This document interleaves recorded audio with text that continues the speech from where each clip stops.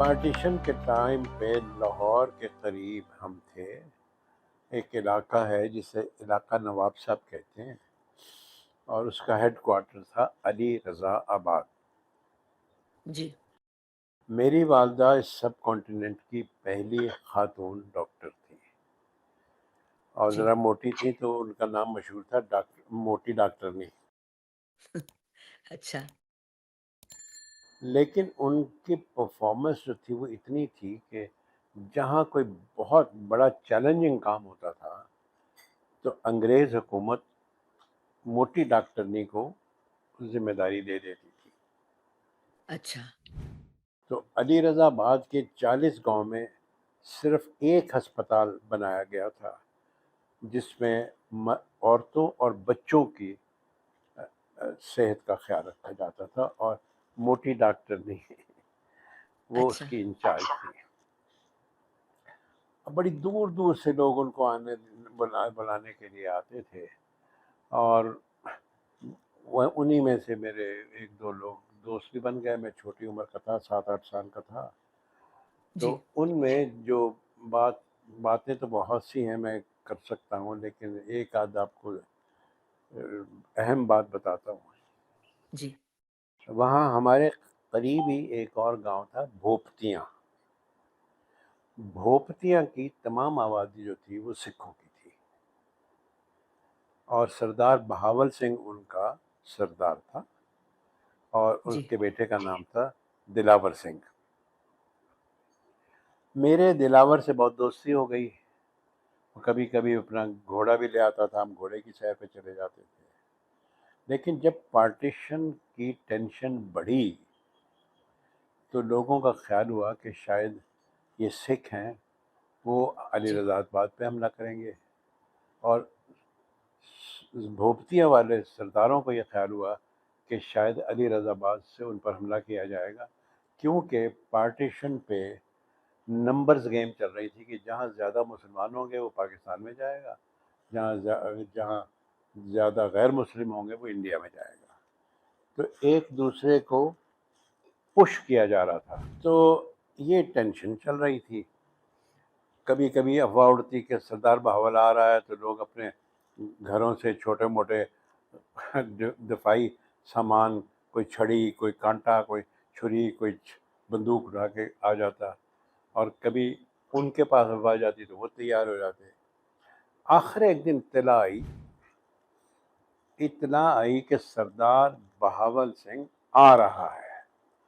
बस क्या था, सारा अली रज़ाबाद जो था वो चौकन्ना हो गया कि सरदार बहावल सिंह तो आ रहा है, तो इसका मतलब वो हम पे हमला करने वाला है।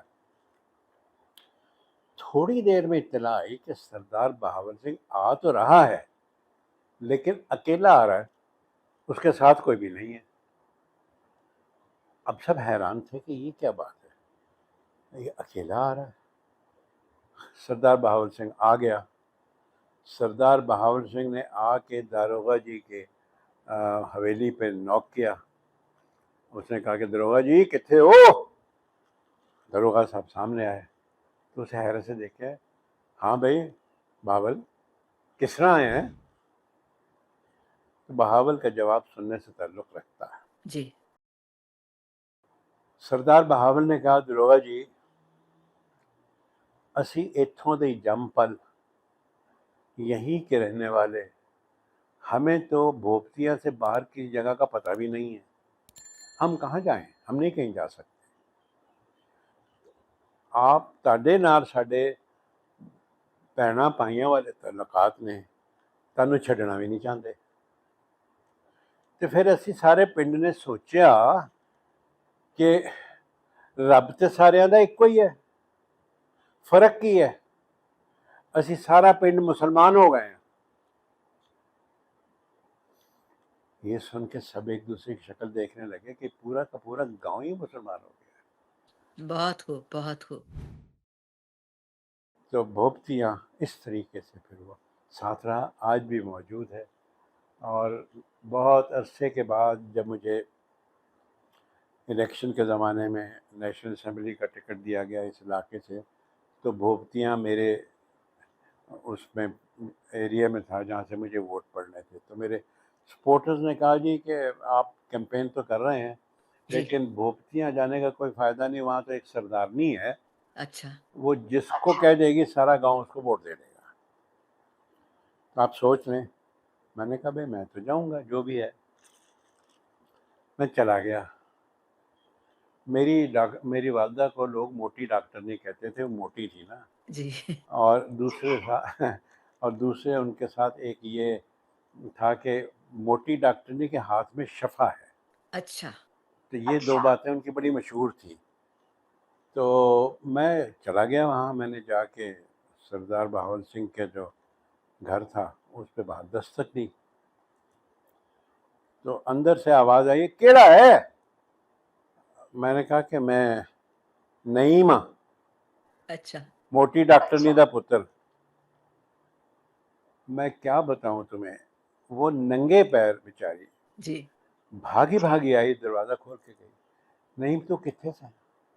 नईम तू कित्थे सैं? दिलावर तैनू याद करदा करदा इस दुनिया तो चला गया।" हाय, हाय! कहने की किस तरह आया है? मैंने कहा मैं यहाँ से इलेक्शन लड़ रहा हूँ तो तुम्हारा। कहेंगे बस फिर ना ही, ये पिंड दा वोट तेरा हो गया।